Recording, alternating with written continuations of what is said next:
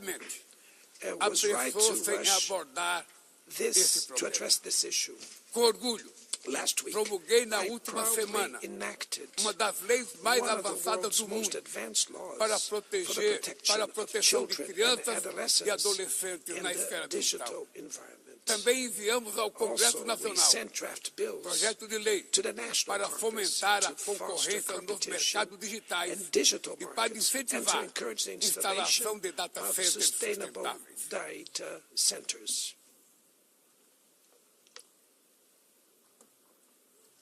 Para mitigar os riscos da inteligência artificial, apostamos na construção de uma governança multilateral em linha com o Pacto Digital Global aprovado neste plenário no ano passado. Senhoras e senhores, na América Latina e Caribe, vivemos um momento de crescente polarização e instabilidade. Manter a região como zona de paz sempre foi e é a nossa prioridade. Somos um continente livre de armas de destruição em massa, sem conflitos étnicos ou religiosos. É preocupante a equiparação entre a criminalidade e o terrorismo. A forma mais eficaz de combater o tráfico de drogas é a cooperação para reprimir a lavagem de dinheiro e limitar o comércio de armas. Usar força letal em situações que não constituem conflitos armados equivale a executar pessoas sem julgamento. Outras partes do planeta já testemunharam intervenções que causaram danos maiores do que se pretendia evitar, com graves consequências humanitárias. A via do diálogo não deve estar fechada na Venezuela. O Haiti tem direito a um futuro livre de violência. E é inadmissível que Cuba esteja listada como o país que patrocina o terrorismo.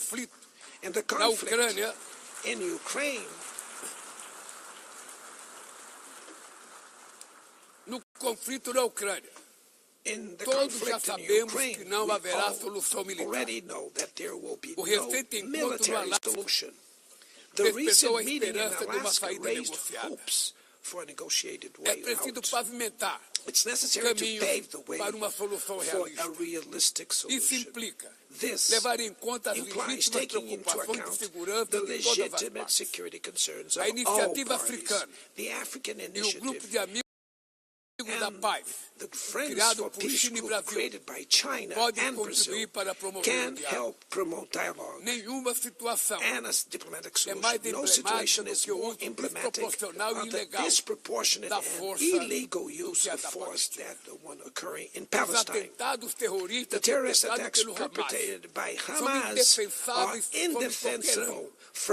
Mas nada, absolutamente nada, justifica o genocídio em Gaza.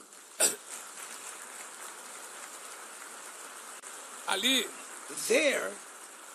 sob toneladas de escombros, estão enterradas dezenas de milhares de mulheres e crianças inocentes. Ali também estão sepultados o direito internacional humanitário e o mito da superioridade ética.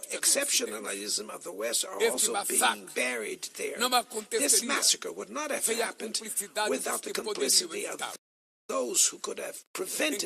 Em Gaza, fome é usada como arma de guerra.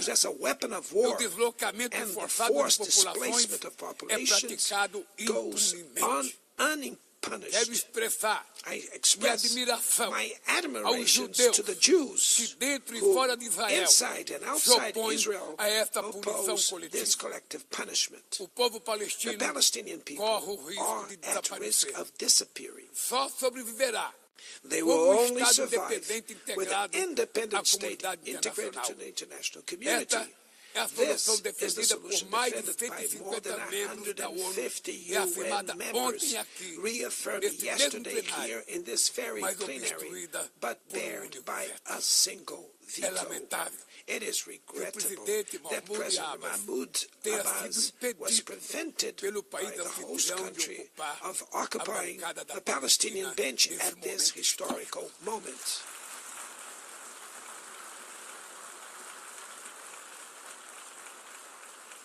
the spread of this conflict to Lebanon, Syria, Iran, Qatar is fueling an unprecedented arms build-up.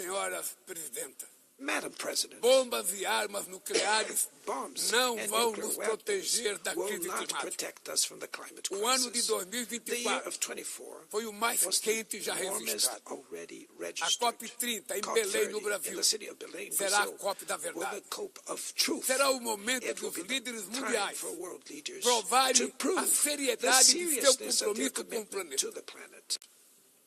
Sem ter o quadro Without completo das a complete contribuições picture nacionalmente determinadas, of the a chamada NDCs, NDC, nationally determined caminharemos de olhos contributions, vendados para we um were verdadeiro walking abismo. blindfolded towards O Brasil the abyss. se Brazil comprometeu a has reduzir committed entre to 59% e reducing its emissions by 67% suas 59 to emissões, and abrangendo 67%, todos os gases de covering efeito all estufa greenhouse em gases todos os and setores da all economia. sectors of the economy. Nações em desenvolvimento Developing nations enfrentam a mudança do face clima climate change ao mesmo tempo while que lutam grappling contra outros with desafios. other challenges. Enquanto isso, Meanwhile, países ricos rich countries usufruem enjoy de padrão de a vida standard obtido às of living custas de 200 reached anos at de the emissões de expense of gases. 200 years of greenhouse Exigir gas maior emissions. ambição e maior Demanding acesso greater a ambition recursos and greater e access tecnologias to não é resources uma and questão de technology. caridade, It's not a matter of é charity, apenas uma but questão of de justiça. justice.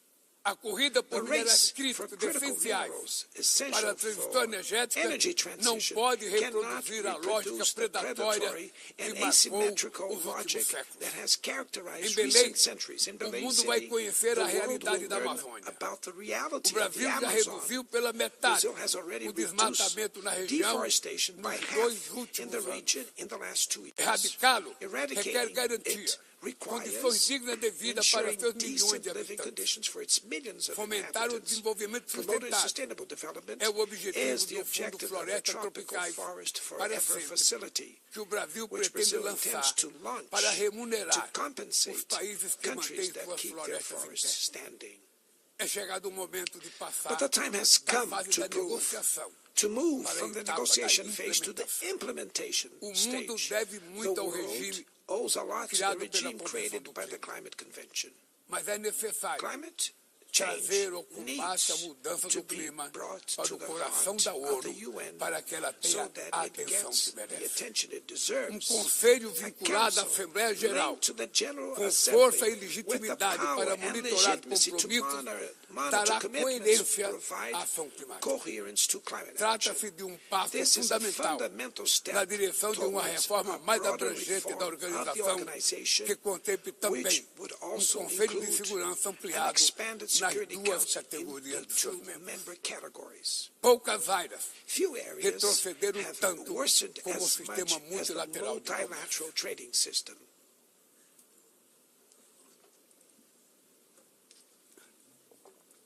Medidas Unilateral unilaterais measures transformam em letra have rendered morta fundamental principles princípios basilares such como a as the cláusula most de favored nação nations mais clauses favorecida. meaningless. Desorganizam cadeias de valor They have e disrupted lançam a economia value mundial chains and em through the uma global espiral economy perniciosa into de a preços pernicious altos e spiral of estagnação. high prices and É urgente stagnation. It is urgent refundar o to OMC em to bases refound the modernas e WTO flexíveis. based on modern Senhoras and flexible e senhores, foundations.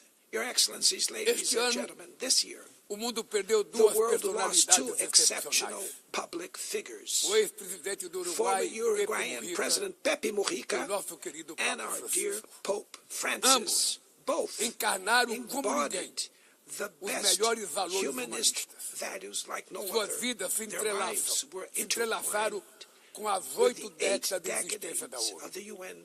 Se ainda estivesse entre nós, Existence. If they were still among us, provavelmente usariam they would esta use this tribuna platform para to lembrar remember que o autoritarismo, that a authoritarianism, degradação ambiental environmental e a degradation, and desigualdade inequality não são are not inexoráveis. Que relentless, os únicos derrotados that the only são os que ones cruzam os defeated are braços those who stand resignados. idly by, Que resigned. podemos vencer os falsos profetas e oligarcas, and that we can defeat the false prophets and oligarchs who exploit fear and monetize hate, and that tomorrow is made of daily choices, and it takes courage to act to transform it. In the future that Brazil envisions, there is no room for the reenactment of ideological rivalries or spheres of influence. Confrontation is not inevitable.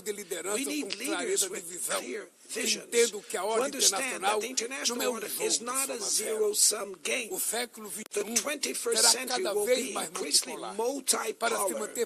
For it to remain peaceful, it cannot fall to multilateral. Brazil is giving increasing importance to the European Union, the African Union, ASEAN, CELAC, BRICS, and the G20. The voice of the Global South must be heard. The UN has today almost 4 times more members than the 51 who were at its foundation. Our historic mission is to make it once again a barrier of hope and a promoter of equality, peace, sustainable development, diversity, and tolerance. May God bless us all. And thank you very much.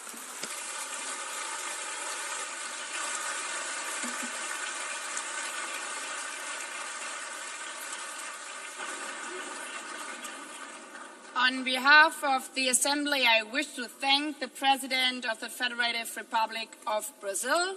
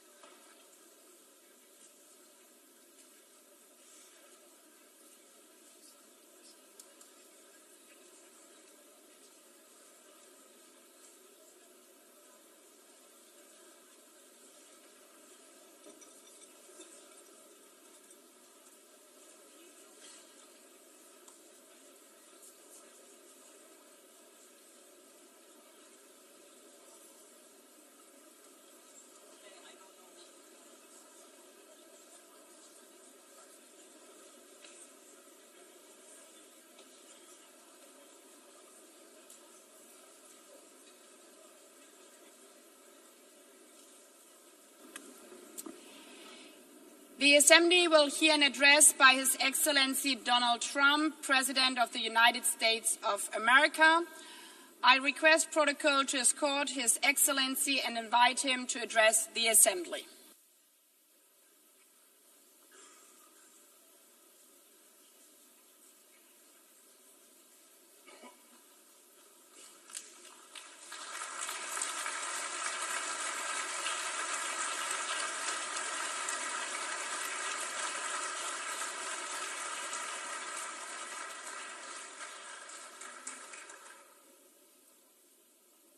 Thank you very much. Very much appreciated.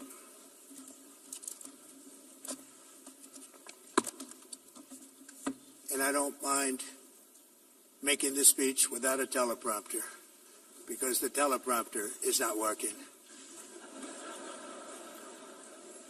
I feel very happy to be up here with you nevertheless, and that way you speak more from the heart.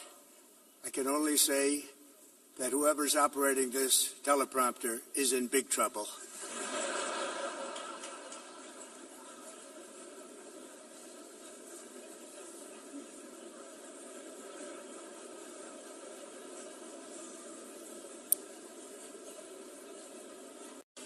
Hello, Madam First Lady. Thank you very much for being here. And Madam President, Mr. Secretary General, First Lady of the United States, distinguished delegates, ambassadors, and world leaders. 6 years have passed since I last stood in this grand hall and addressed a world that was prosperous and at peace in my first term. Since that day, the guns of war have shattered the peace I forged on 2 continents. An era of calm and stability gave way to one of the great crises of our time. And here in the United States, 4 years of weakness, lawlessness, and radicalism under the last administration delivered our nation into a repeated set of disasters.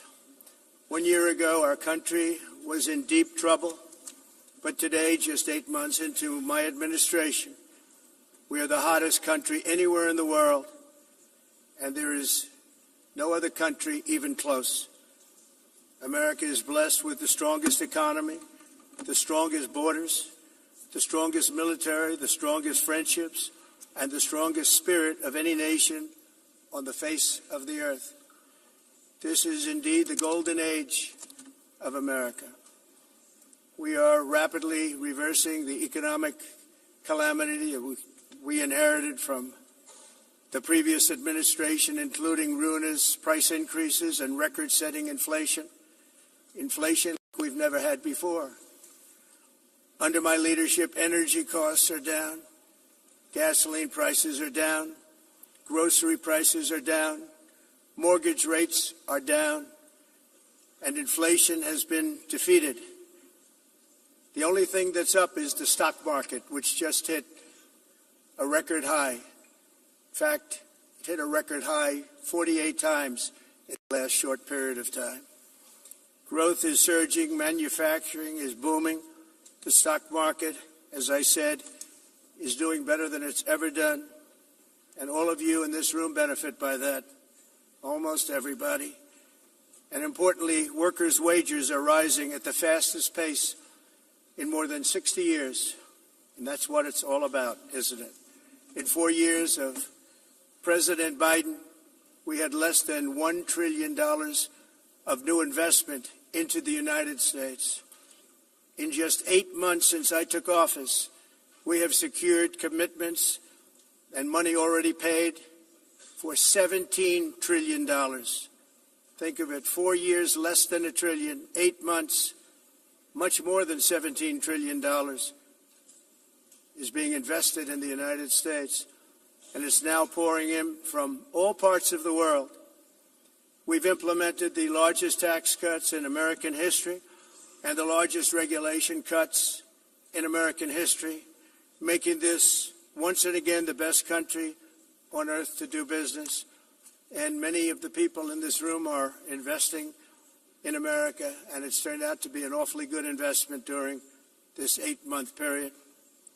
In my first term, I built the greatest economy in the history of the world. We had the best economy ever, history of the world. And I'm doing the same thing again, but this time it's actually much bigger and even better. The numbers far surpass my record-setting first term. On our southern border, we have successfully repelled a colossal invasion.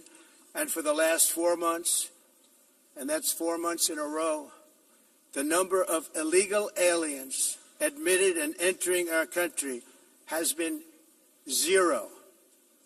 Hard to believe, because if you look back just a year ago, it was millions and millions of people pouring in from all over the world, from prisons, from mental institutions, drug dealers. All over the world they came. They just poured into our country with the ridiculous open border policy of the Biden administration. Our message is very simple. If you come illegally into the United States, you're going to jail, or you're going back to where you came from, or perhaps even further than that. You know what that means. I want to thank the country of El Salvador for the successful and professional job they've done in receiving and jailing so many criminals that entered our country. And it was under the previous administration that the number became record-setting, and they're all being taken out. They have no choice. And other countries have no choice, because other countries are in the exact same situation with immigration. It's destroying your country, and you have to do something about it. On the world stage, America is respected again like it has never been respected before. You think about 2 years ago, 3 years ago, 4 years ago, or 1 year ago, we were a laughingstock all over the world. At the NATO summit in June, virtually all NATO members formally committed to increase defense spending at my request from 2% to 5% of GDP, making our alliance far stronger and more powerful than it was ever before.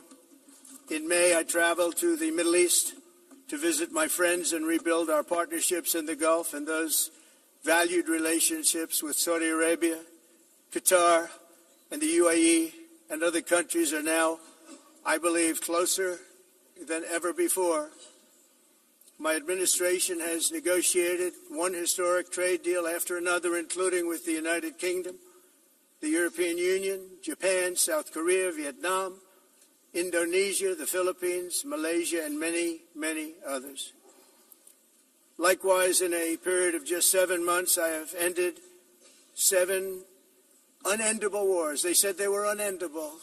You're never going to get them solved. Some were going for 31 years, 2 of them, 31, think of it, 31 years. One was 36 years.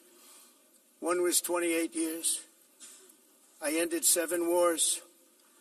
And in all cases, they were raging with countless thousands of people being killed. This includes Cambodia and Thailand, Kosovo and Serbia, the Congo and Rwanda, a vicious, violent war that was, Pakistan and India, Israel and Iran, Egypt and Ethiopia, and Armenia and Azerbaijan. It included all of them. No president or prime minister, and for that matter, no other country has ever done anything close to that. And I did it in just 7 months. It's never happened before. There's never been anything like that. I'm very honored to have done it. It's too bad that I had to do these things instead of the United Nations doing them. And sadly, in all cases, the United Nations did not even try to help in any of them. I ended 7 wars, dealt with the leaders of each and every one of these countries, and never even received a phone call from the United Nations offering to help in finalizing the deal. All I got from the United Nations was an escalator that on the way up stopped right in the middle. If the First Lady wasn't in great shape, she would have fallen. But she's in great shape. We're both in good shape. We both stood. And then a teleprompter that didn't work. These are the 2 things I got from the United Nations, a bad escalator and a bad teleprompter. Thank you very much. And by the way, it's working now. It just went on. Thank you. I think I should just do it the other way. It's easier. Thank you very much. I didn't think of it at the time because I was too busy working to save millions of lives. That is the saving and stopping of these wars. But later I realized that the United Nations wasn't there for us. They weren't there. I thought of it really after the fact, not during these negotiations, which were not easy. That being the case, what is the purpose of the United Nations? The UN has such tremendous potential. I've always said it. It has such tremendous, tremendous potential. But it's not even coming close to living up to that potential. For the most part, at least for now, all they seem to do is write a really strongly worded letter and then never follow that letter up. It's empty words, and empty words don't solve war. The only thing that solves war and wars is action. Now, after ending all of these wars and also earlier negotiating the Abraham Accords, which is a very big thing for which our country received no credit, never receives credit. Everyone says that I should get the Nobel Peace Prize for each one of these achievements. But for me, the real prize will be the sons and daughters who live to grow up with the mothers and fathers, because millions of people are no longer being killed in endless and unglorious wars. What I care about is not winning prizes, it's saving lives. We saved millions and millions of lives with the 7 wars, and we have others that we're working on, and you know that. Many years ago, a very successful real estate developer in New York, known as Donald J. Trump, I bid on the renovation and rebuilding of this very United Nations complex. I remember it so well. I said at the time that I would do it for $500 million, rebuilding everything. It would be beautiful. I used to talk about, I'm going to give you marble floors. They're going to give you terrazzo. I'm going to give you the best of everything. You're going to have mahogany walls. They're going to give you plastic. But they decided to go in another direction, which was much more expensive at the time, and which actually produced a far inferior product.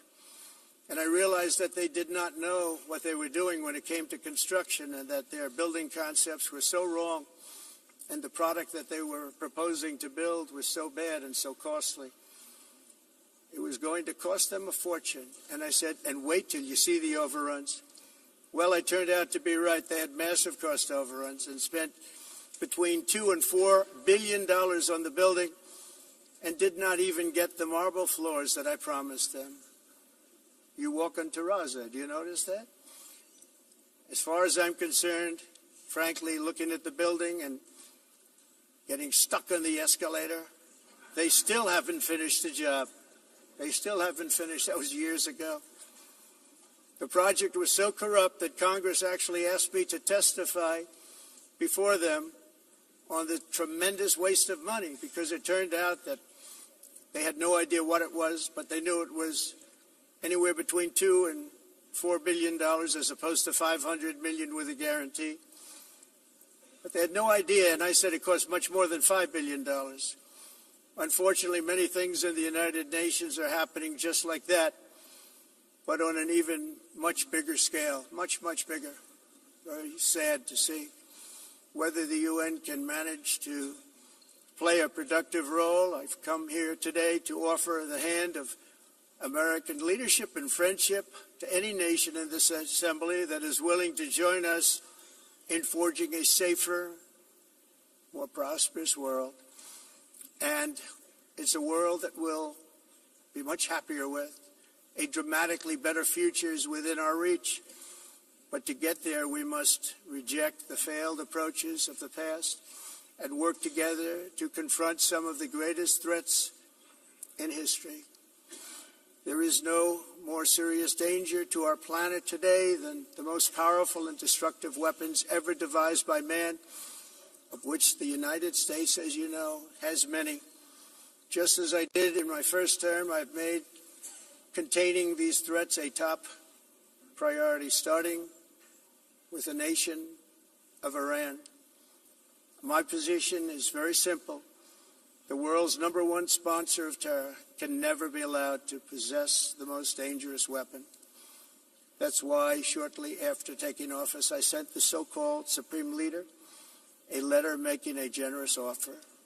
I extended a pledge of full cooperation in exchange for a suspension of Iran's nuclear program.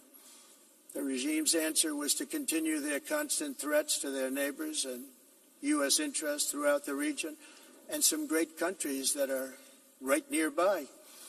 Today, many of Iran's former military commanders, in fact, I can say almost all of them, are no longer with us. They're dead.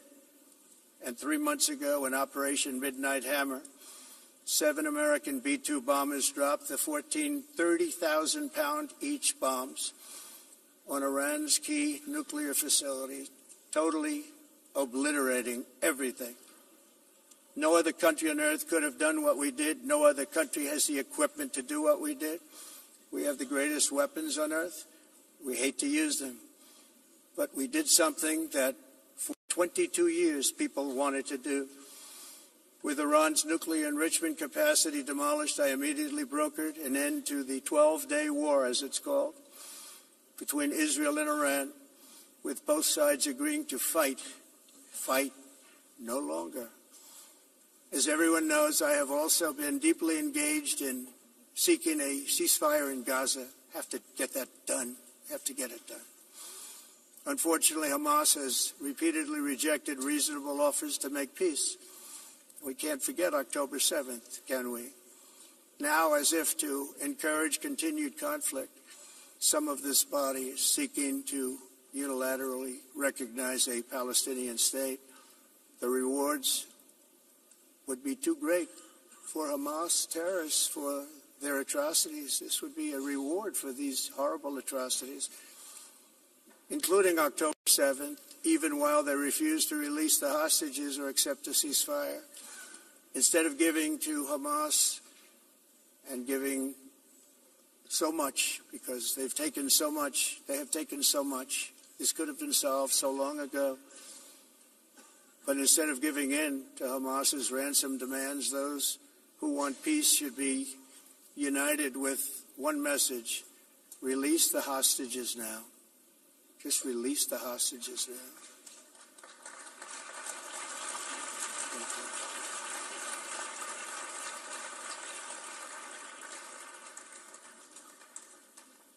Thank you. As we have got to come together, and we will come together, got to get it done. We have to stop the war in Gaza immediately. We have to stop it. We have to get it done. We have to negotiate. Immediately have to negotiate peace. We got to get the hostages back. We want all 20 back. We don't want 2 and 4. As you know, I got, along with Steve Witkoff and others that helped us, Marco Rubio, we got most of them back. We were involved in all of them. But I always said the last 20 are going to be the hardest, and that's exactly what happened. We have to get them back now. We don't want to get back 2, and then another 2, and then 1, and then 3. Have this process. No, we want them all back, and we want the actually 38 dead bodies back too. Those parents came to me, and they want them back, and they want them back very quickly and very badly. As though they were alive, they want them. They want them every bit as much as if their son or daughter were alive. I've also been working relentlessly, stopping the killing in Ukraine. I thought that would be, of the 7 wars that I stopped, I thought that would be the easiest because of my relationship with President Putin, which had always been a good one. I thought that was going to be the easiest one. But, you know, in war, you never know what's going to happen. There are always lots of surprises, both good and bad. Everyone thought Russia would win this war in 3 days, but it didn't work out that way. It was supposed to be just a quick little skirmish. It's not making Russia look good. It's making them look bad. No matter what happens from here on out, this was something that should have taken a matter of days, certainly less than a week.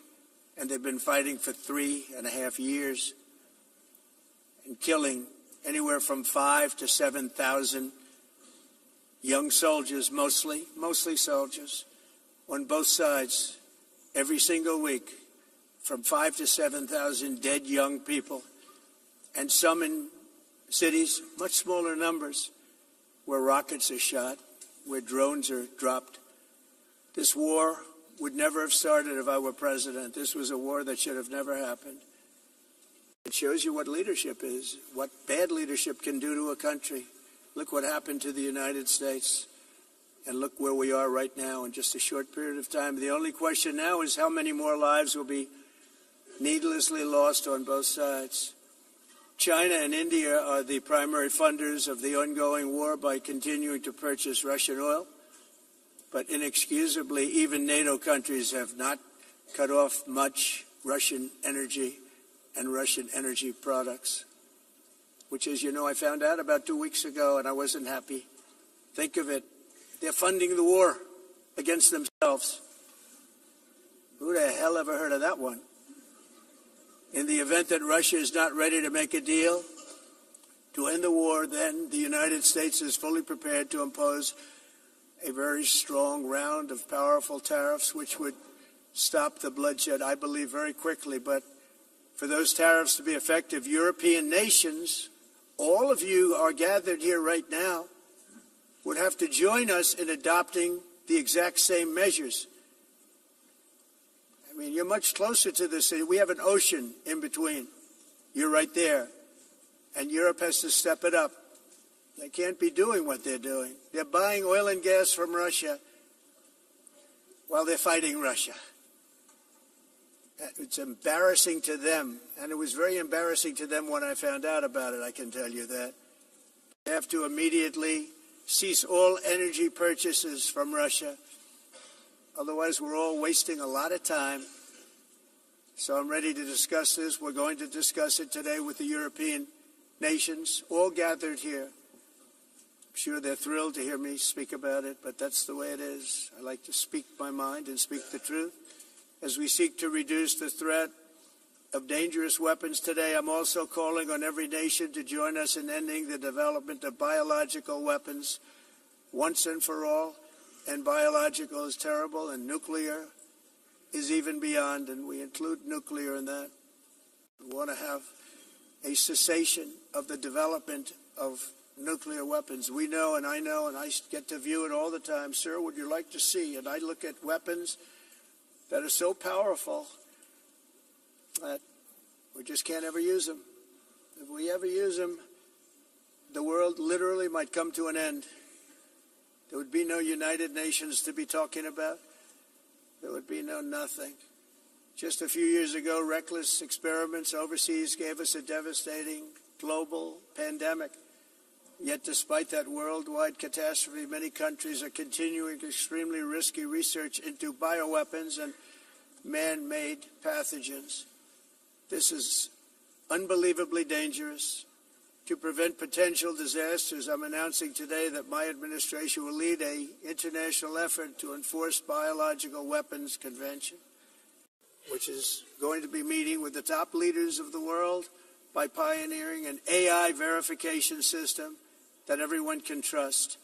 Hopefully the UN can play a constructive role, and it will also be one of the early projects under AI. Let's see how good it is, because a lot of people are saying it could be one of the great things ever, but it also can be dangerous, but it could be put to tremendous use and tremendous good, and this would be an example of that.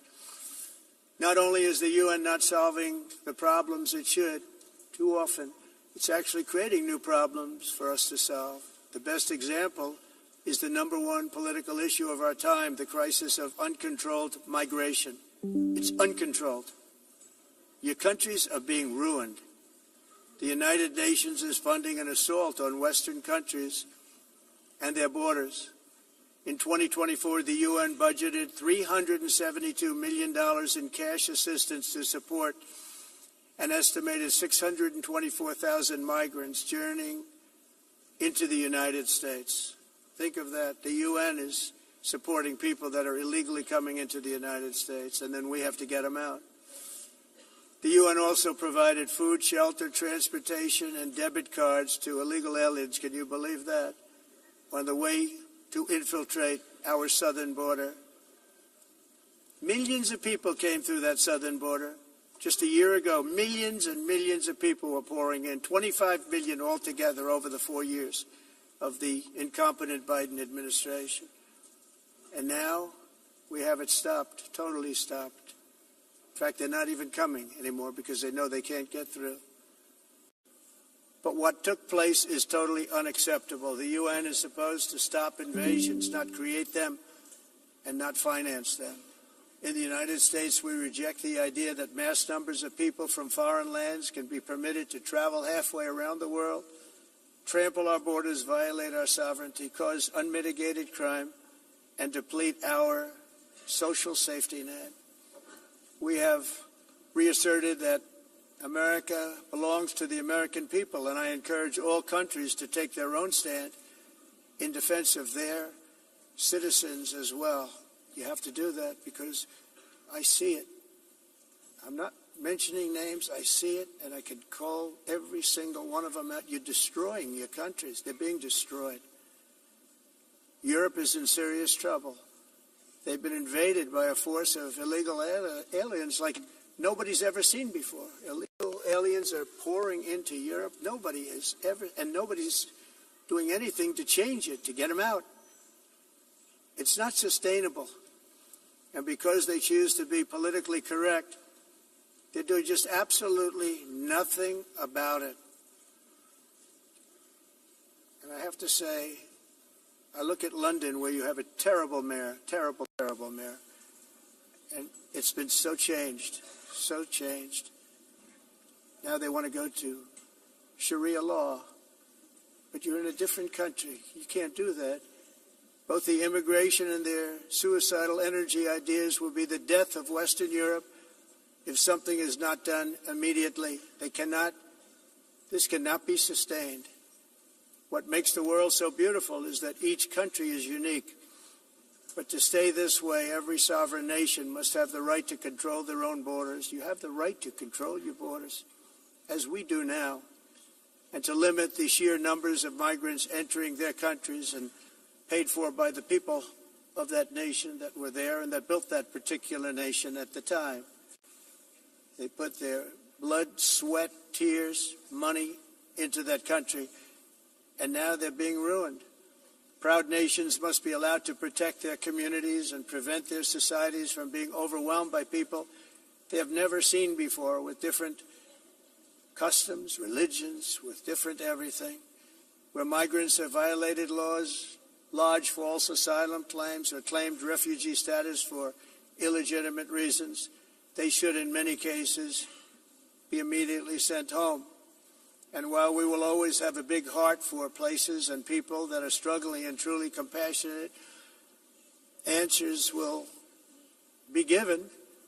We have to solve the problem, and we have to solve it in their countries, not create new problems in our countries. And we are very helpful to a lot of countries that are just not able to send their people anymore. They used to send them to us in caravans of 25,000, 30,000 people each. These massive caravans of people pouring into our country, totally unchecked and unvetted. But not anymore.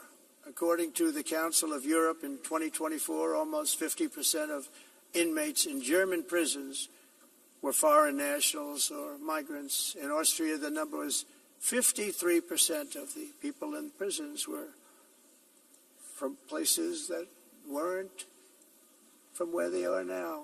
In Greece, the number was 54%, and in Switzerland, beautiful Switzerland, 72% of the people in prisons are from outside of Switzerland. When your prisons are filled with so-called asylum seekers who repaid kindness, and that's what they did, they repaid kindness with crime, it's time to end the failed experiment of open borders. You have to end it now. See, I can tell you, I'm really good at this stuff. Your countries are going to hell. In America, we've taken bold action to swiftly shut down uncontrolled migration. Once we started detaining and deporting everyone who crossed the border and removing illegal aliens from the United States, they simply stopped coming. They're not coming anymore. We're getting a lot of credit, but they're not coming anymore. This was a humanitarian act for all involved, because on the trips up, thousands of people a week were dying. Women were being raped. Nobody's ever seen anything like it. Raped, horribly beaten, raped. On the trip up, the journey up, it was a long walk. It was a long, arduous journey, indeed.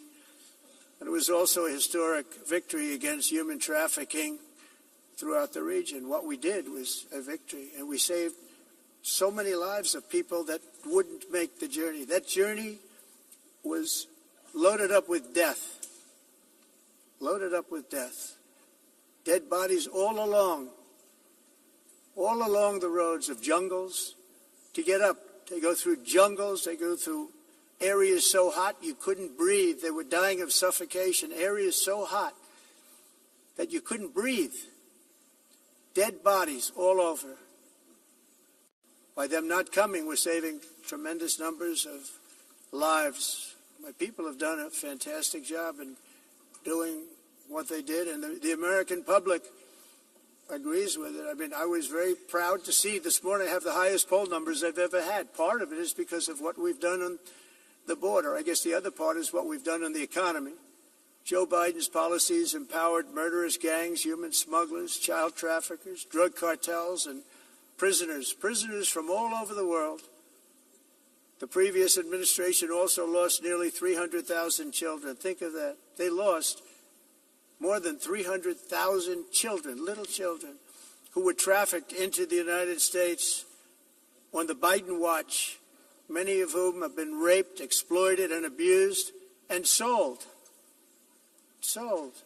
Nobody talks about that. The fake news doesn't write about it. With many others, young children who are missing or dead. And we found a lot of these children, and we're sending them back, and we've been sending them back to their parents. They said, nobody knows who they are. They said, where do you come from? And they'll give us a country, and we'll find out, and we'll figure it out, and we'll bring them back to their homes. And the mother and father rush to the door, and their tears in their eyes. They can't believe that they're seeing their son or daughter, their little son or daughter again. We've done almost 30,000 of them so far. Any system that results in the mass trafficking of children is inherently evil. Yet that is exactly what the globalist migration agenda has done, and it's what it's all about. In America, those days, as you know, are over. The Trump administration is working, and we are continuing to work to track down the villains that are causing this problem, and also, as I said, to get back the 30,000 we've already returned. Now I think we're going to have another. We're going to find a lot. You're not going to find all of them. 300, more than 300,000. They're lost or they're dead. They're lost or they're dead because of the animals that did this. To protect our citizens, I've also designated multiple savage drug cartels as far as and you see this, and you see it happening right before your eyes. Let's put it this way. People don't like taking big loads of drugs in boats anymore. There aren't too many boats that are traveling on the seas by Venezuela. They tend not to want to travel very quickly anymore. And we've virtually stopped drugs coming into our country by sea. We call them the water drugs. They kill hundreds of thousands of people. I've also designated multiple savage drug cartels as far as foreign terrorist organizations, along with two bloodthirsty transnational gangs, probably the worst gangs anywhere in the world, MS-13 and Tren de Aragua. Tren de Aragua is from Venezuela, by the way. Such organizations torture, maim, mutilate, and murder with impunity. They're the enemies of all humanity. For this reason, we've recently begun using the supreme power of the United States military to destroy Venezuelan terrorists and trafficking networks led by Nicolas Maduro. To every terrorist thug smuggling poisonous drugs into the United States of America, please be warned that we will blow you out of existence. That's what we're doing. We have no choice. Can't let it happen. They're destroying. I believe we lost 300,000 people last year to drugs, 300,000. Fentanyl and other drugs. Each boat that we sink carries drugs that would kill more than 25,000 Americans. We will not let that happen. Energy is another area where the United States is now thriving like never before. We're getting rid of the falsely named renewables. By the way, they're a joke. They don't work. They're too expensive. They're not strong enough to fire up the plants that you need to make your country great. The wind doesn't blow. Those big windmills are so pathetic and so bad, so expensive to operate. And they have to be rebuilt all the time, and they start to rust and rot. Most expensive energy ever conceived, and it's actually energy. You're supposed to make money with energy, not lose money. You lose money, the governments have to subsidize. You can't put them out without massive subsidies. And most of them are built in China, and I give China a lot of credit. They build them, but they very few wind farms. So why is it that they build them and they send them all over the world, but they barely use them? You know what they use? Coal. They use gas. They use almost anything, but they don't like wind. But they sure as hell like selling the windmills. Europe, on the other hand, is a long way to go, with many countries being on the brink of destruction because of the green energy agenda. And I give a lot of credit to Germany. Germany was being led down a very sick path, both on immigration, by the way, and on energy. They were going green, and they were going bankrupt. And the new leadership came in, and they went back to where they were, with fossil fuel and with nuclear, which is good. It's now safe. And you could do it properly. But they went back to where they were, and they opened up a lot of different plants, energy producing plants, and they're doing well. I give Germany a lot of credit for that. They've said this is a disaster, what's happening. They were going all green. All green is all bankrupt. That's what it represents. And it's not politically correct. I'll be very badly criticized for saying it, but I'm here to tell the truth. I don't care. It doesn't matter to me. I'm in New York City. I'm feeling a lot safer. Crime, we're getting crime down. And by the way, speaking of crime, Washington, D.C. Washington, D.C. was the crime capital of America.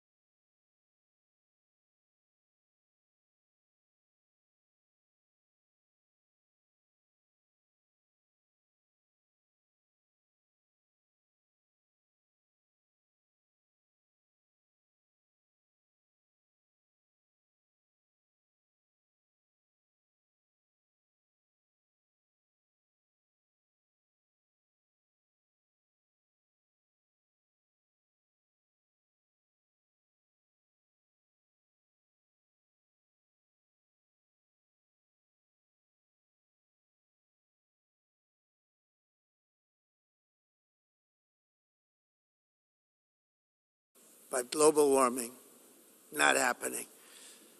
You know, it used to be global cooling. If you look back years ago in the 1920s and the 1930s, they said global cooling will kill the world.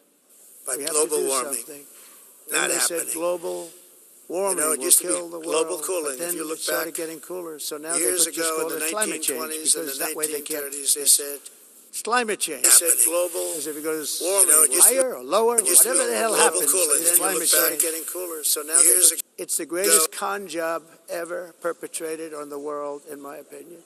Climate change, no matter what happens, you're involved in that. No more global warming, no more global cooling. All of these predictions made by the United Nations and many others, often for bad reasons, were wrong. They were made by stupid people that have cost their countries fortunes and given those same countries no chance for success. If you don't get away from this green scam, your country is going to fail. And I'm really good at predicting things, you know. They actually said during the campaign they had a hat, the best-selling hat. Trump was right about everything.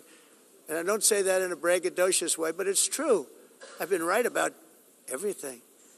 And I'm telling you that if you don't get away from the green energy scam, your country is going to fail.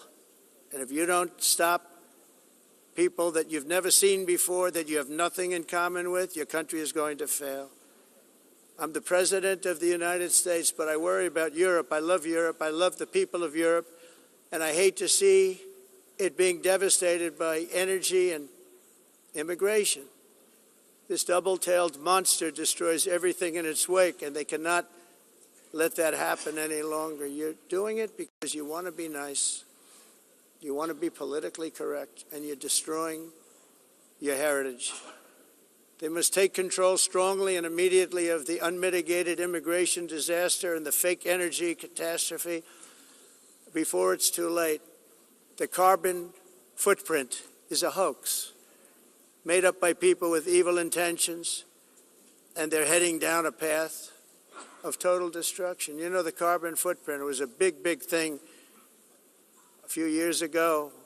I remember hearing about the carbon footprint, and then President Obama would get into Air Force One, a massive Boeing 747, and not a new one, an old one with old engines that spew everything into the atmosphere. He'd talk about the carbon footprint, we must do so. Then he'd get in and he'd fly from Washington to Hawaii to play a round of golf. And then he'd get back onto that big, beautiful plane and he'd fly back and he'd talk about, again, global warming and the carbon footprint. It's a con job. At extreme cost and expense, Europe reduced its own carbon footprint by 37%. Think of that. Congratulations, Europe. Great job. You cost yourself a lot of jobs, a lot of factories closed, but you reduced the carbon footprint by 37%. However, for all of that sacrifice and much more, it's been totally wiped out and then some by a global increase of 54%. Much of it coming from China and other countries that are thriving around China, which now produces more CO2 than all the other developed nations in the world. So all of these countries are working so hard on the carbon footprint, which is nonsense, by the way. It's nonsense. You know, it's interesting. In the United States, we have still radicalized environmentalists, and they want the factories to stop. Everything should stop. No more cows. We don't want cows anymore. I guess they want to kill all the cows. They want to do things that are just unbelievable, and you have it too. But you know, we have a border, strong, and we have a shape, and that shape doesn't just go straight up. That shape is amorphous when it comes to the atmosphere. And if we had the most clean air, and I think we do, we have very clean air. We have the cleanest air we've had in many, many years. But the problem is that other countries, like China, which has air that's a little bit rough, it blows. And no matter what you're doing down here, the air up here tends to get very dirty because it comes in from other countries where their air isn't so clean. And the environmentalists refuse to acknowledge that. Same thing with garbage. In Asia, they dump much of their garbage right into the ocean. And over about a 1 week and 2 week journey, it flows right past Los Angeles. You've seen it. Massive amounts of garbage, almost too much to do anything about, flowing past Los Angeles, past San Francisco, and then somebody will get in trouble because he dropped a cigarette on the beach. The whole thing is crazy. The primary effect of these brutal green energy policies has not been to help the environment, but to redistribute manufacturing and industrial activity from developed countries that follow the insane rules that are put down to polluting countries that break the rules and are making a fortune. They're making a fortune. European electricity bills are now 4 to 5 times more expensive than those in China, and 2 to 3 times higher than the United States. And our bills are coming way down. You probably see that our gasoline prices are way down. You know, we have an expression, drill, baby, Nós drill. reduzimos os custos de energia porque nós faremos como vamos fazer tudo isso, reduzir os custos de energia, e os custos diminuíram nos Estados Unidos. Por exemplo, se você olhar So while the U.S. has approximately 1,300 heat-related deaths annually, it's a lot. Europe loses more than 175,000 people to heat deaths each year. usar eles e evitar aumento da temperatura, porque é muito caro também usar nado e ninguém usa isso. The entire globalist concept of asking successful industrialized nations to inflict pain on agenda mundialista não and tem nenhum radically sentido. disrupt their entire societies must be rejected completely and totally, and it must be immediate. Aumento da temperatura, porque é muito caro também usar nado e ninguém usa. Pretending to stop was paying so much more than every country. Others weren't paying. China didn't have to pay until 2030. Russia was given an old standard that was easy to meet, a 1990 standard. But for the United States, we're supposed to pay like $1 trillion. And I said, this is another scam. The fact is, the United States has been taken advantage of by the world for many, many years, but not any longer, as you probably noticed.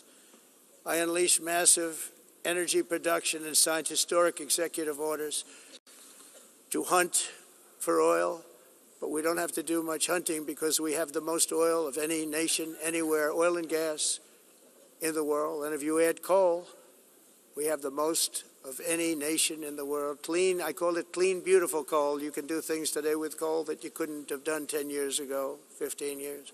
So I have a little standing order in the White House. Never use the word coal, only use the words clean, beautiful coal. Sounds much better, doesn't it? But we stand ready to provide any country with abundant, affordable energy supplies if you need them, when most of you do. We're proudly exporting energy all over the world. We're now the largest exporter. In the United States, we want trade and robust commerce with all nations, everybody. We want to help nations. We're going to help nations. But it must also be fair and reciprocal. The challenge with trade is much the same with climate. The countries that followed the rules, all their factories have been plundered. It's really sad to watch. They've been broken. They've been broken by countries that broke the rules. That's why the United States is now applying tariffs to other countries, and much as these tariffs were for many years applied to us, uncontrollably applied to us. We've used tariffs as a defense mechanism under the Trump administration, including my first term, where hundreds of billions of dollars in tariffs were taken in. And by the way, we had the lowest inflation, and now we have very low inflation. The only thing different is that we have hundreds of billions of dollars flowing into our country. But this is how we will ensure that the system works for everyone and is sustainable into the future.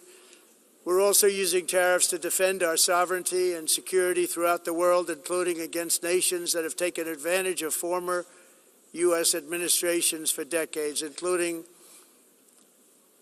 the most corrupt, incompetent administration in history, the sleepy Joe Biden administration.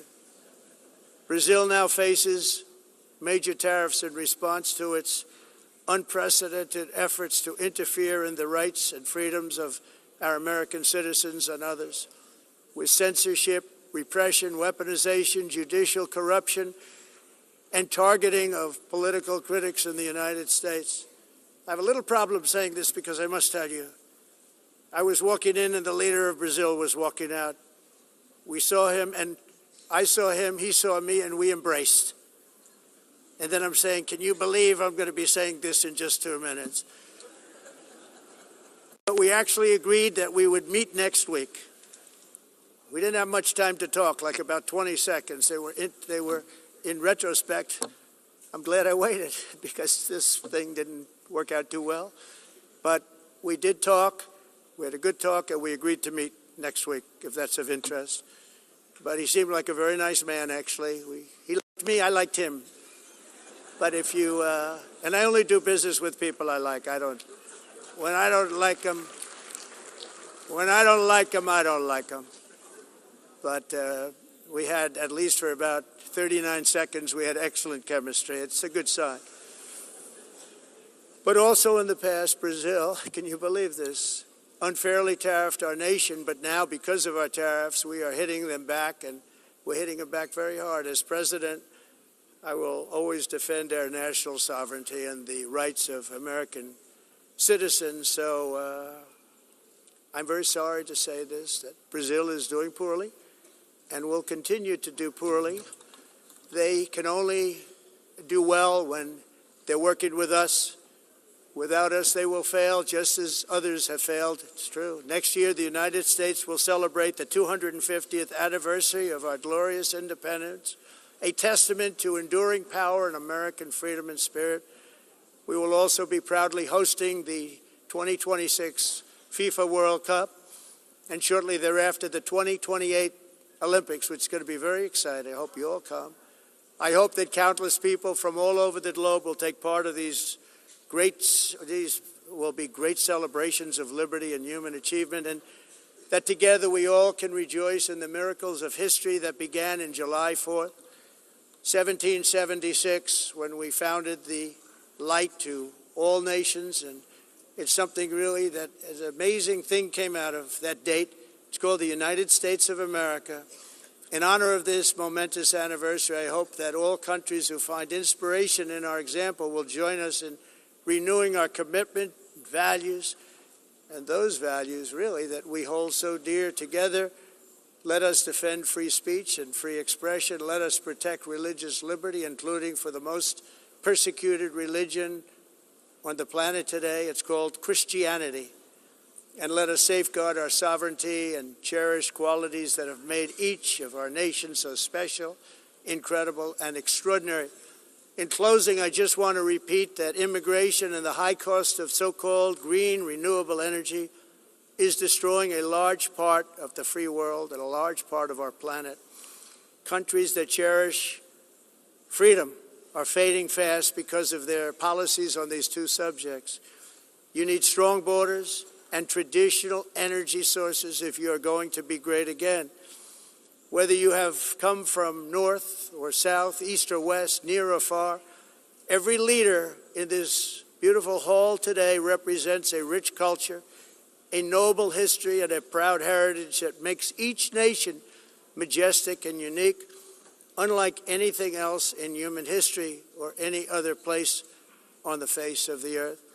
From London to Lima, from Rome to Athens, from Paris to Seoul, from Cairo to Tokyo and Amsterdam to right here in New York City, we stand on the shoulders of the leaders and legends, generals and giants, heroes and titans who won and built our beloved nations, all of our nations, with their own courage, strength, spirit, and skill.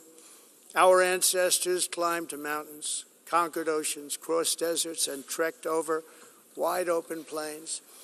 They charged into thunderous battles, plunged into grave dangers, and they were soldiers and farmers and workers and warriors and explorers and patriots. They built towns into cities, tribes into kingdoms, ideas into industries, and small islands into mighty empires. You're a part of all of that. They were champions for their people who never gave up and who never, ever gave in. Their values defined our national identities. Their visions forged our magnificent destiny. Everybody in this room is a part of it in your own way. Each of us inherits the deeds and the myths, the triumphs, the legacies of our own heroes and founders who so bravely showed us the way. Our ancestors gave everything for homelands that they defended with pride, with sweat, with blood, with life, and with death. Now the righteous task of protecting the nations that they built belongs to each and every one of us. So together let us uphold our sacred duty to our people and to our citizens. Let us protect their borders, ensure their safety, preserve their cultures, treasure, and traditions, and fight, fight, fight for their precious dreams and their cherished freedoms. And in friendship and really a beautiful vision, let us all work together to build a bright, beautiful planet, a planet that we all share, a planet of peace and a world that is richer, better, and more beautiful than ever before. That can happen. It will happen. It will happen, and I hope it can happen and start right now, right at this moment. We'll turn it around. We're going to make our countries better, safer, more beautiful. We're going to take care of our people. Thank you very much. It's been an honor. God bless the nations of the world. Thank you very much. Bye.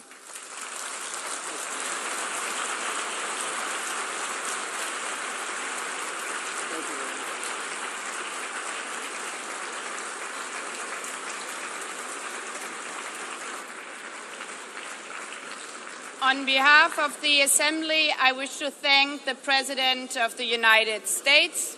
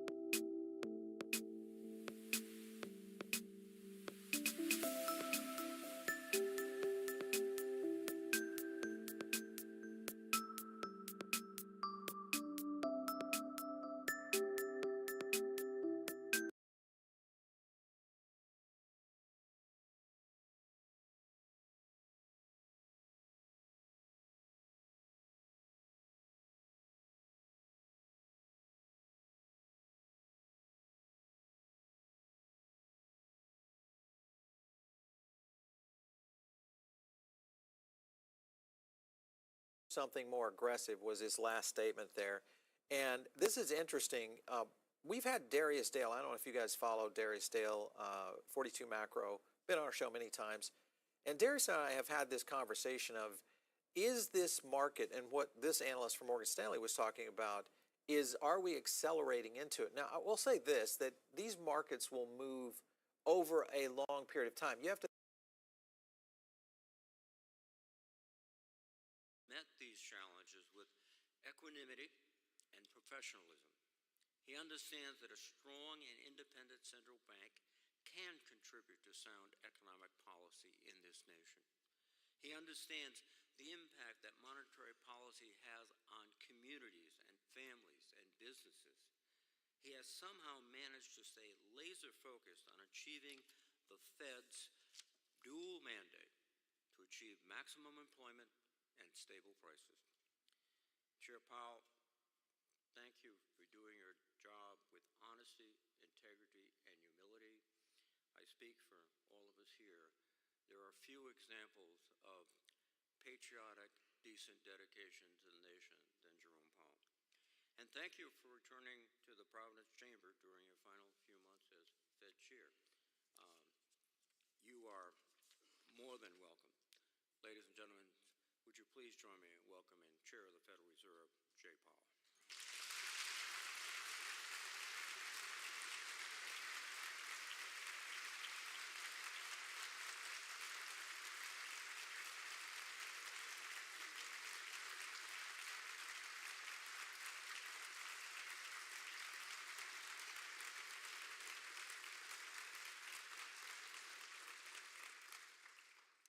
Thank you for your warm reception, and thank you, Senator Reid, for your very kind introduction. It is a pleasure to be back in Rhode Island. The last time I had the opportunity to speak to the Greater Providence Chamber of Commerce, as Lori mentioned, was in the fall of 2019, actually November 25th, 2019, and I said then, quoting, "If the outlook changes materially, policy will change as well." Well, little did any of us know, just a couple of months later, the COVID-19 pandemic arrived. Both the economy and our policy evolved dramatically in ways that no one could have predicted. Along with actions by Congress, the administration, and the private sector, the Fed's aggressive response helped stave off historically severe downside risks to the economy. The COVID pandemic came on the heels of the painfully slow, decade-long recovery from the global financial crisis.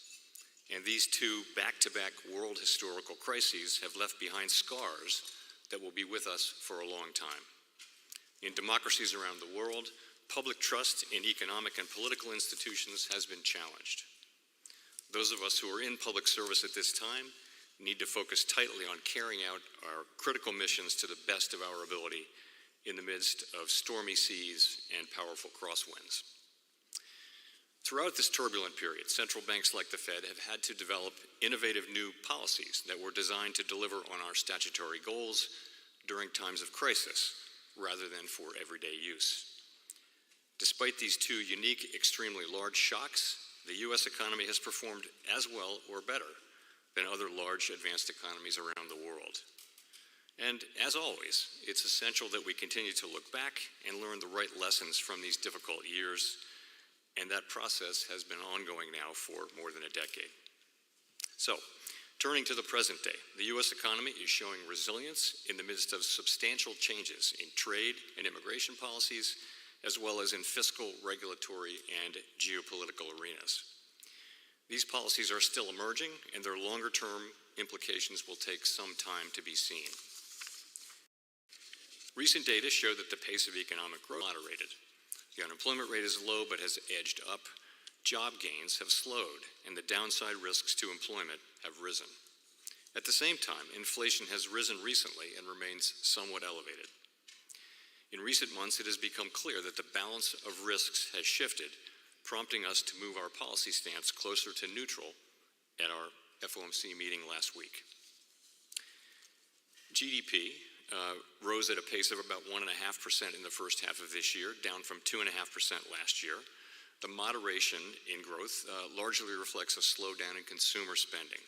Activity in the housing sector remains weak, but business investment in equipment and intangibles has picked up from last year's pace, largely reflecting the AI build-out. As noted in the September Beige Book, which I bet you wonder what it is, the September Beige Book, that's a report that gathers qualitative information from across the Federal Reserve System, we'll talk about later. Businesses continue to say that uncertainty is weighing on their outlook. Measures of consumer and business sentiment declined sharply in the spring. They have since moved up, but remain low relative to the start of the year. In the labor market, there has been a marked slowdown in both the supply of and the demand for workers, an unusual and challenging development. In this less dynamic and somewhat softer labor market, the downside risks to employment have risen. The unemployment rate edged up to 4.3% in August, but has remained relatively stable at a low level over the past year. Payroll job gains slowed sharply over summer months as employers added an average of just 29,000 per month over the past 3 months. The recent pace of job creation appears to be running below what we call the break-even rate, that is the rate needed to hold the unemployment rate constant. But a number of other labor market indicators remain broadly stable. For example, the ratio of job openings to unemployment remains near 1, and multiple measures of job openings have been moving roughly sideways, not down, as have initial claims for unemployment insurance.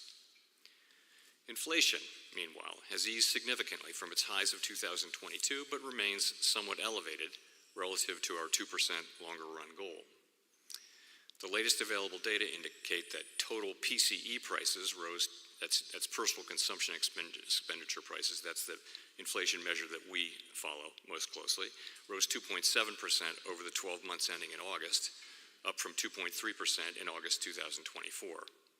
Excluding the volatile food and energy categories, core PCE prices rose 2.9% last month, also higher than a year ago. Goods prices, after falling last year, are driving the pickup inflation. Incoming data and surveys suggest that those price increases largely reflect higher tariffs rather than broader price pressures. Disinflation for services continues, including for housing services. Near-term measures of inflation expectations have moved up on balance over the course of this year on news about tariffs. Beyond the next year or so, however, most measures of longer-term inflation expectations remain consistent with our 2% inflation goal. The overall economic effects of the significant changes in trade, immigration, fiscal, and regulatory policy remain to be seen. A reasonable base case is that the tariff-related effects on inflation will be relatively short-lived, a one-time shift in the price level. Now, a one-time increase does not mean all at once. Tariff increases will likely take some time to work their way through supply chains. As a result, this one-time increase in the price level will likely be spread over several quarters and show up as somewhat higher inflation during that period. But uncertainty around the path of inflation remains high. We will carefully assess and manage the risk of higher and more persistent inflation. We'll make sure that this one-time increase in prices does not become an ongoing inflation problem. Turning to monetary policy, risks to inflation are tilted to the upside, and risks to employment are tilted to the downside, a challenging situation. Two-sided risks mean that there is no risk-free path. If we ease too aggressively, we could leave the inflation job unfinished and need to reverse course later to fully restore 2% inflation. If we maintain restrictive policy too long, the labor market could soften unnecessarily. When our goals are in tension like this, our framework has long called for us to balance both sides of our dual mandate. The increased downside risks to employment have shifted the balance of risks to achieving our goals. We therefore judged it appropriate at our last meeting to take another step toward a more neutral policy stance, lowering the target range for the federal funds rate by 25 basis points to 4 to 4.25%. This policy stance, which I personally see as still modestly restrictive, leaves us well positioned to respond to potential economic developments. Our policy on a preset course, we will continue to determine the appropriate stance based on the incoming data, the evolving outlook, and the balance of risks. We remain committed to supporting maximum employment and bringing inflation sustainably to our 2% goal. Our success in delivering on these goals matters to all Americans, and we understand that our actions affect communities, families, and businesses across the country. So thank you again for having me here, and I very much look forward to our discussion. Thanks.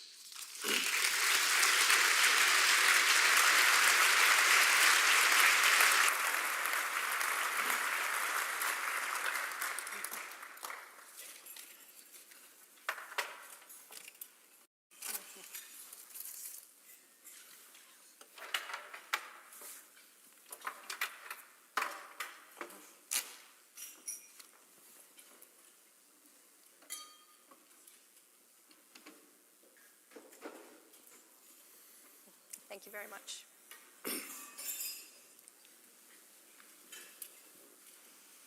Good afternoon once again, Mr. Chair. Thank you for those opening remarks and reminding us just how tremendously the world has changed and evolved since you were last here in 2019. President of the Federal Reserve Bank of Boston, Susan Collins, is also here with us today. And President Collins, we have had the opportunity many times to discuss with you the conditions in this Fed region, of which Rhode Island is part of the Boston region.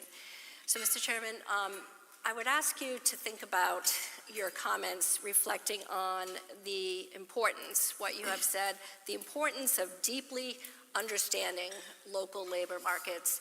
And I'm wondering if in your deliberations leading up to the most recent FOMC meeting, whether there was anything particularly distinctive in what you saw coming out of the Boston Beige Book. So let me say a word about the Beige Book. So there are 12 reserve banks, as you know, around the country, and each of them has deep ties into not just the business community, but medical community, educational community, nonprofits. And each FOMC cycle, which is sort of 8 of those a year, they do a deep dive and they collect lots and lots of information about the economy. And so, and that information gets collated and put into what we call the Beige Book because it's beige. And we're not that original.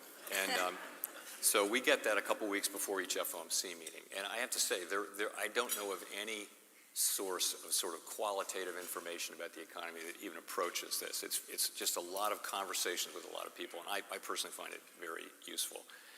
Sometimes you look at that book and you see significant regional differences, and this is not one of those times. So, for example, the Boston Fed piece in the last Beige Book talked about lots of spending on AI. Well, guess what? That was pretty common across 8 or 9 of the districts. So I would say nothing really jumped out from the Boston piece. What you saw was all around the country, you saw pretty modest growth, wage and price inflation at modest to moderate levels, the economy growing but not fast, and uncertainty, significant uncertainty about federal public policy is kind of weighing on investments and decisions about investment and hiring, except in the area of the AI build-out, which is just going really strong pretty much in many parts of the country.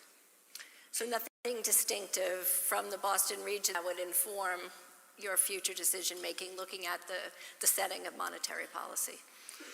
What I saw from Boston was quite similar and overlapping with a number of other districts. Again, sometimes that's the case where things are pretty much of a piece.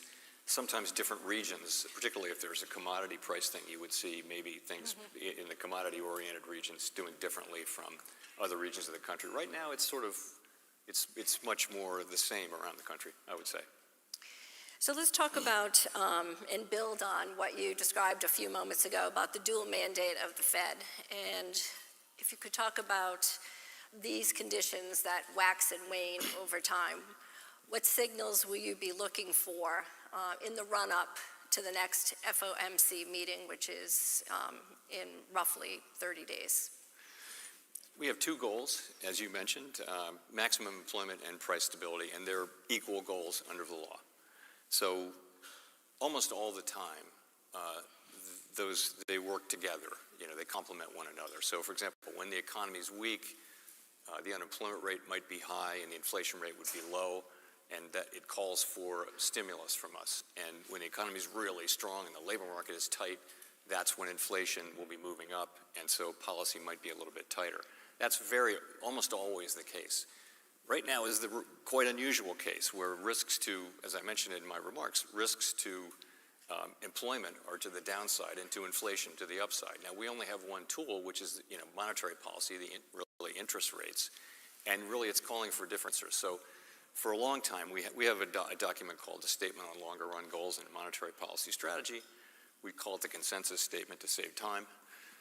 So that when the two goals are in tension, we'll look at how far each one is from its goal and the time that it's expected to take to get back to that goal. And so we balance the two goals. So what we've done all year, this year, is we've had our policy rate has been tight because inflation has been above our target, but the labor market was very solid. Now, over the last really 4 months, really over the summer, the labor market has softened, payroll jobs have dropped a lot, so we can't really say that anymore. And I think what that told us is that stance of really having a tight focus on inflation really needs to moderate toward a more balanced approach. And so that's why we took the action we took at our last meeting. And as we go to our next meeting, to your question, we'll be asking ourselves, we'll be looking at the data very carefully, labor market data, growth data, inflation data, all of the vast quantities of data that we get, and asking ourselves, is our policy in the right place? And if not, we move it there. Some may wonder about the frothiness of the markets, the markets reaching record heights and also record valuations. How does the Fed think about that in the equation? Financial markets? So we monitor financial markets very carefully. Our policy works through financial conditions, so that's credit spreads and interest rate levels and equity prices in the aggregate that can affect spending, for example. We look at all of that, but really our focus is on our two goals, and that is maximum employment and price stability. And when we see one of them weakening, we're going to respond appropriately with our tools. And in this case, that meant reducing the federal funds rate by 25 basis points. And, we'll see what the future brings, but that's what we do. We look carefully at financial conditions, more from a perspective, though, of financial stability. So we see that the banks are well capitalized. Actually, in the aggregate, households are in good shape financially. I know people at the bottom end of the income spectrum are under pressure. No question about that, but it's not a time of elevated financial stability risks. Mm-hmm. So the federal funds rate really governs consumer credit, but not so as it pertains to mortgage rates, correct? That's right. And let's talk about how the average consumer is going to see any difference in the intervening months relative to an easing of interest rates and the ability and maybe even more confidence to spend. So we don't set mortgage rates, but when we change the federal funds rate, it will affect the mortgage rates and also all other consumer borrowing rates. Really, all interest rates that are on a floating basis will move a little bit or even a lot if they're short term, based on our moves. So the people will feel that over time. Also, it's not just these days. The market is pricing in the next 6 months what's going to happen to rates. So this is something that wasn't really the case, 50 years ago. Now markets listen to us and follow, and they make an estimation of where they think rates are going, and so they'll price things in. And so, longer term rates will move because of what the market participants expect us to do. So you'll begin to see, and you're already seeing, changes in rates long before we make the decision. It can often be already, priced in. Is it fair to say that the Fed and the markets really have a higher tolerance for risk today, more so than perhaps before the pandemic? I think if you look at some prices, then they're elevated relative to historical levels. There were times before the pandemic when it happens periodically. Equity prices will move up and down. And we do monitor that, but we're not targeting any level of prices for particular financial assets. We don't have a view that we know what the right price of any particular financial asset is. We do look at overall financial conditions, and we ask ourselves whether our policies are affecting financial conditions in a way that we is what we're trying to achieve. But you're right. It by many measures, for example, equity prices are fairly highly valued. Let's segue to the topic of AI, and largely AI stocks and periphery stocks really driving the markets in many ways. Let's talk a little bit about the great unknown of AI, and if we think about various ages, our industrial ages, whether it be steam to electricity to the information age and now to the age of AI, would you consider this to be the most disruptive force ever in modern American history? I think it's way too early to say that. I wouldn't go that far. I would say clearly generative AI has all the earmarks of an emerging technology that could be very important in our economy and in our society. But it's very early to be, to be making that kind of bold statement. So, what we're seeing is companies and institutions like the Fed for that matter, are starting to experiment with what they can, how this new set of tools can be used in our operations. And it's very early days on that. And, I think that we have to wait and see. That's a good thing. I know many of the large financial institutions and other central banks, and we are asking ourselves, how can this help us do our jobs better? And I think it's going to be a period of experimentation over a period of years. And, the history is always that there's a lot of fear that technological innovation will eliminate jobs. What has tended to happen in history over time is that it just raises productivity and creates new jobs to replace the old jobs. And that happens. And sometimes it can take a long time, but ultimately that has been the pattern for the last couple of 100 years. Is this time going to be different? I just don't think we know yet. I don't think anybody knows. Mm-hmm. You are a labor market futurist, also a historian, and the concept of AI and humans in the loop, very profound impact on the labor force. What are your thoughts about specifically agentic AI as a differentiator from generative AI, and how will the Fed be looking at the impacts of the workforce, the labor participation rate, given the unknown of what could happen with displacement around AI tools at all ends of the spectrum? Our tools work on demand, basically. Lower interest rates, higher interest rates, they work on demand. When there are structural changes in the economy, there's not a lot that an interest rate change can do for that. And so if you're talking about distributional issues or labor force participation or retraining or any of the things that come to mind in connection with those questions, that's really going to be something for legislators and the private sector. We of course, we have many labor economists, and a good portion of them are studying what the potential effects of AI on the labor force, and many great economists around the country and around the world are publishing on that now.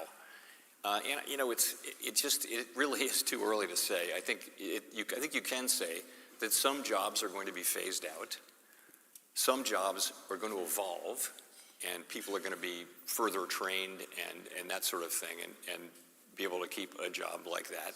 And there'll be new jobs that come. And how will that balance work out, and what will be the timing of it? I think it's just quite hard to say. But how does that factor into the deliberations on a near-term basis? Things are moving so quickly, and the observation and the argument that artificial intelligence isn't just impacting those entry-level jobs and those, quasi-unskilled jobs, but really tentacles reaching into highly skilled professions, whether it be finance, whether it be communications and media, whether it be healthcare, whether it be law, finance. So all ends of the spectrum, highly educated individuals down to more easily automated tasks. Sort of a really interesting problem for those of you that are studying labor market economics. How do you approach that? Well, a lot of what we're doing with our time is trying to understand the current position of the economy, what's actually going on in the economy today. Pardon me. So part of that is hiring rate has really dropped. Job creation has dropped very sharply. So what are the factors there? So I mentioned earlier, I think, part of it just is there's a lot of uncertainty about the direction of public policy, and so companies are holding off. They're not hiring, and when you don't hire through attrition, your labor force shrinks, and you save money that way. That may be a way of passing on tariff costs. It may be something like that. So that's happening. Lots of questions around whether AI is a major factor associated with the relatively low hiring rate for people just graduating from school and just entering the labor market. And, people are doing studies on that, and I looked at one from Stanford, another from the New York Fed in the last week, and the sense of it was, we think we can find some evidence that generative AI is having some, it's one of the reasons here, but we can't really say it's the main reason. And, we have our Jackson Hole conference every year in Jackson Hole, Wyoming, and we had some great labor economists, and one of the big debates was what's going on with AI, and there was a professor from, I want to say, Columbia, who just basically said, there's no evidence that this is acting any differently than her view was, not acting any differently from other technological, movements, waves, and so I think she would be more at the end of an optimist, a techno-optimist. We've all, there are books out there that will tell you the world is ending, and but I don't think we know. Again, I think we're going to see how this evolves, and again, if it does turn out to be something where labor force participation really declines in a way that creates, social difficulties, that's going to be something that legislators and the private sector will have to address. We just don't know that yet, though. Over the weekend, I read where you had been discussing, just picking up on what you said about Gen Z and college graduates and any possible disruptions in trying to find jobs. So Gen Z would be those born between 1997 and 2012, roughly ages 13 to 28.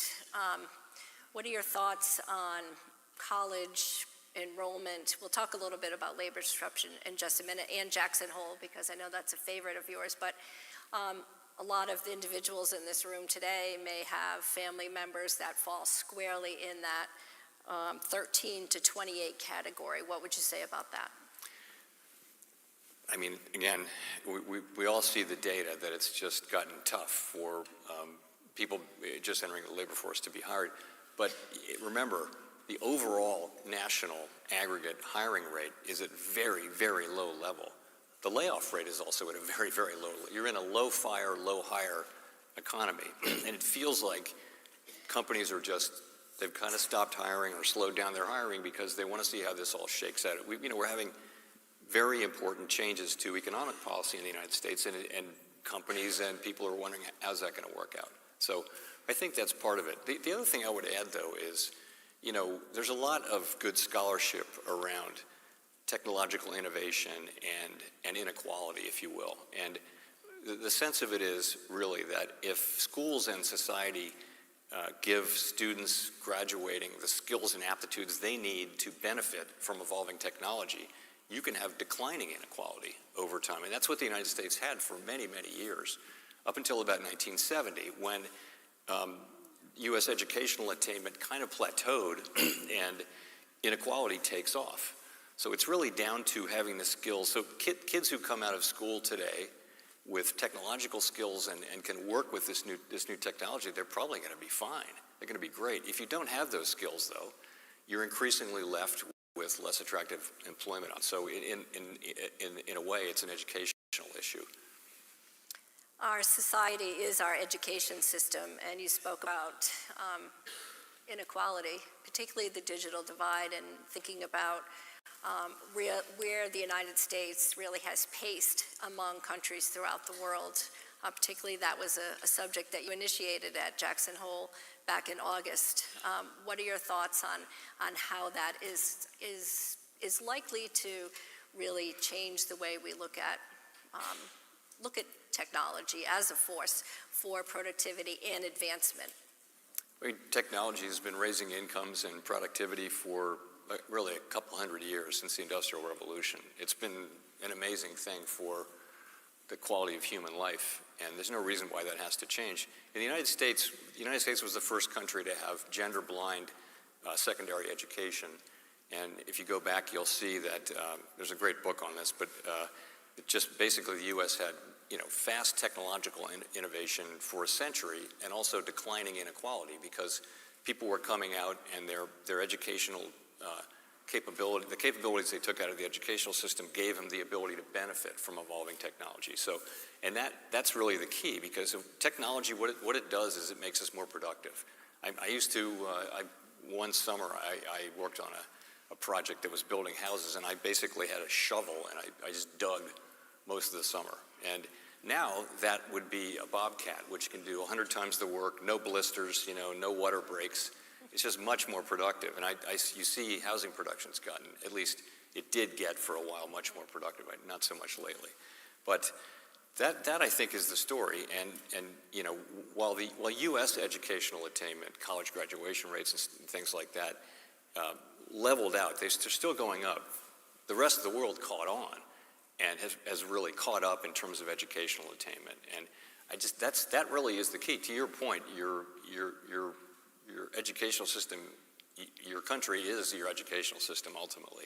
It's the people that come out and what can they do, and a variety of other factors too, obviously. But I think that's a key element. I'm struck by this because this was a major factor at our recent conference, and we had a great conversation about it. Well, tell us about the book. You gave me a homework assignment the other day, so I did download it, but I think everyone should follow that lead. All right. It's a book's called The Race Between Education and Technology. It's by Claudia Golden and Larry Katz, two Harvard economists, and it basically talks about the race between education and technology. So I recommend that to anybody. It was written in, I want to say, 2005, and they basically presented at Jackson Hole, they presented an update to the current day. The findings basically hold. It's very, I'm not a PhD economist. I read it 20 years ago. But you said it still holds very much true today. It does. And I think it's a good explanation for why the U.S. has had, rising inequality. This is their thesis, and I think it's they call it also skill bias technical change. So you need skills to benefit, but if you have those skills, then technology makes you more productive, and that's what we need. Incomes can only rise if productivity is increasing. We're sort of working as many hours as we can work now, so it really is down to how much output can you have in an hour, and that's productivity. So I would recommend that. I'm not getting any royalties for that, but by the way, Claudia Golden won the Nobel Prize for her work about 2 years ago, so I'm not the only one who thinks it was good work. Chair Powell, let's move on to tariffs. This is an issue that confronts the business people here with us today. You addressed it very briefly in your opening remarks. You indicated that you believe that the costs of the tariff movement is in fact more transitory than embedded in supply chain. So I think we would appreciate hearing more about how the Fed thinks about evolving tariff policy. So we're now collecting a good bit of revenue. The federal government collecting a good chunk of revenue, at a $300 or $400 billion a year pace. And the question is, who's paying that? And the candidates for paying those tariffs would be the exporter, the foreign exporter, or someone on our shores. It could be a company or a retailer, or someone who's using the imported product to manufacture something, or the end consumer. And so so far, in its incredibly early days, it doesn't look like the overseas exporters are carrying the bulk of it. It looks like it's that middle group. It's retailers and it's importers, and they're not passing along to consumers that much of the cost. So the actual effects on inflation have been quite modest so far. It's really not. It's a small amount, but I mean, for example, I mentioned that core PCE inflation is 2.9%. Maybe 0.3 or 0.4 of that is tariffs. So So it's not the big factor. It's not, you know, a big inflationary thing, but it is something that is driving up inflation a bit. And the question is, are companies then, are they going to eventually be able to pass that stuff through? And then that might drive inflation up a little higher. So we've been watching this since the beginning. Half our mandate is inflation. And I would say that the pass-through to consumers has been later and less than we expected. How much of that will continue, I don't know. But the responsible thing from our standpoint was to watch and wait because, you know, it's our job to make sure we don't make a mistake on inflation. Well, that was my question. Do you imagine that that is going to change, where the cost of tariffs will be more deeply embedded and passed on to the consumer? What do you foresee as? So our forecast, and I think almost all the forecasts are for there to be a one-time pass-through, which will go through the end of this year, well into next year, and that by the end of next year, the one-time increase from the tariffs will be done, and you'll be back to the non-tariff related inflation, which should be much closer to our 2% goal. That's almost everyone's base case. It's actually our job to make sure that that's the outcome, though. So we can't be in a situation where we're just going to assume that. We can't leave that part of the goal unguarded. And so that's why we've been careful about cutting. We didn't want to cut too early. I mentioned in my remarks, if we cut too early, we may find out in a year that inflation actually wasn't under control and it's back up to 3.5% or 4%. No one thinks this is the base case, but that's the risk of cutting too early or too much. Of course, the risk of cutting too late, as I mentioned, is that we unnecessarily, the labor market weakens unnecessarily. There's no risk-free path, and it's a very difficult policy environment when your two goals are telling you two different things. You've got to make a compromise, and we really, again, haven't been in that situation for many, many years. It does happen, but it's happened now, and we'll manage our way through it. But we sort of have to look at both of them as equal. We can't just say we're going to do this one and not that one, unless this one is clearly a greater risk. And now they're coming into closer balance, I would say. We do see meaningful weakness in the labor market now, very low job creation. The unemployment rate's still low, though, and the quits rate is low, and a lot of things suggest that the labor market has reached a kind of unusual stability of much lower demand and much lower supply for workers. It's a really unusual kind of a balance, if you want to call it that, but nonetheless, we think it's downside risk. Well, if you could elaborate, what are some of the factors that are leading to depressed demand for labor? So depressed demand for labor, based on surveys and talking to people who are doing hiring, a big chunk of it is that they're just unsure about what to do. Businesses, and I'd love to talk to people after this. Businesses don't want to do a lot of hiring. They may be postponing major capex, major initiatives, major acquisitions, and maybe they'll replace workers who retire, but they're not looking to grow. This isn't every company and every part of every company in the world. It's just an effect kind of at the margin. That's got to be part of it. I think that's the demand side. The supply side, of course, has a lot to do with immigration policy. So immigration was at a very high level for 2 or 3 years before this year, and now immigration has really gone close to zero, and immigration is not really contributing to the labor force growth now, whereas it's been most of what the labor force growth was, and now so at the same time you've got declining demand and also declining supply of workers, of new workers. One of your passions is demystifying the Fed.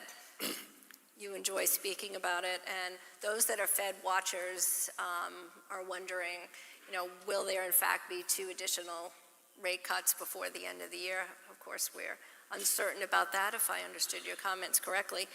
What does it mean to demystify the Fed, and what can each of us in this room do to be better Fed watchers for the benefit of our own businesses, if you will? So not so many years ago, maybe 40 years ago, and for a long time before that, the main theory of central banking was to be mysterious and obscure. In fact, Montague Norman, who's a very famous former head of the Bank of England, but ending in the middle of World War II, famously said, never apologize, never explain. And he thought that monetary policy worked back, and everyone thought it works best when no one understands. It's kind of mysterious.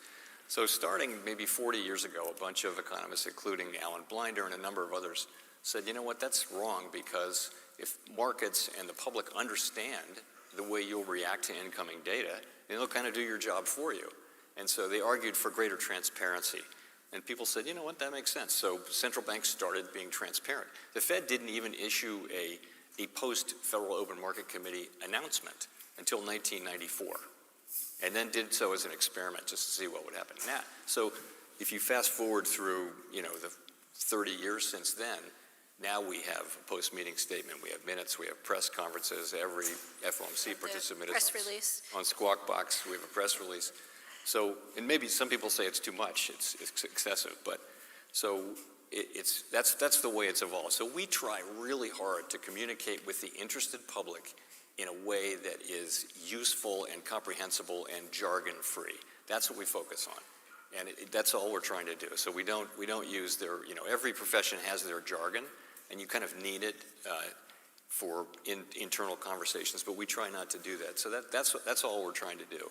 A couple of thoughts about what, I wouldn't say, I can't make anyone a better Fed watcher, I don't think, but things I would want to tell people about the Fed. One is just this, that we're making decisions, our decisions are made under elevated levels of uncertainty, even in normal times. The economy is fundamentally, no one has been able to predict the economy more than for the next few months. It's an unpredictable, it's this enormous entity, and it's just not that predictable. So we have to we take very much a risk management approach, and one of the risks we're managing is that we don't exactly understand what the current state of the economy is and where it's going to go. So we try to have policy that can cover the range of plausible outcomes, not just one outcome. So that's one thing. So we're never saying that we know the economy is going to do this or we know it's going to do that, because honestly, famous statement is financial forecasters are a humble lot with much to be humble about. So that's one thing I would say. Another is that you should, I just have to say this, whenever we make decisions, we're never, ever thinking about political things. And so we're based in Washington, D.C., and many people, in Congress, and they're, often things are seen through a lens of, is it good for this party or bad for this party or this politician? We're just not looking at things that way. We're looking at what's the best thing for the people that we serve in the medium term. What's the best policy? And many people don't believe us because they think, come on, you're really political. But the truth is, mostly people who are calling us political, it's just a cheap shot. And also, we don't engage. We don't, our argument is doing our jobs. We don't get into back and forth with external people. We just do our jobs. We keep our head down and do our jobs. That's what we do. So those are two things I would offer about the Fed. We have run out of time. We have come to the end of our program, and I'm wondering if there's anything additional that you'd like to share with the members here today, and again to help us be more prepared as we begin to look to 2026 and strategic plans for business and things on the horizon that would help to, of course, create more jobs and more prosperity. So I'll say one more thing that struck me just now about the Fed, and that is, remember, we have a really important job. Maximum employment, price stability. We regulate and supervise the banks. We operate parts of the payment system. But those things are really about cyclical demand management and financial stability.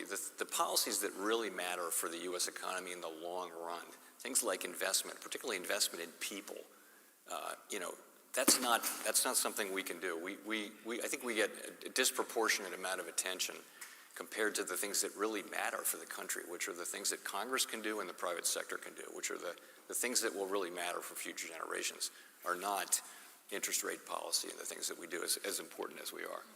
And beyond that, I'll just say this has been great, as always. I've enjoyed talking to so many people here today, and you know, I love to get out and talk to people who are working in the real world in the economy. There's nothing better than that. You know, most of my career was in the financial sector, and I constantly was out talking to people rather than sitting in my office looking at aggregate data on the economy. So this is a much more comfortable place to be. You are headed back to D.C. later this afternoon. Yes. What does the rest of your day look like?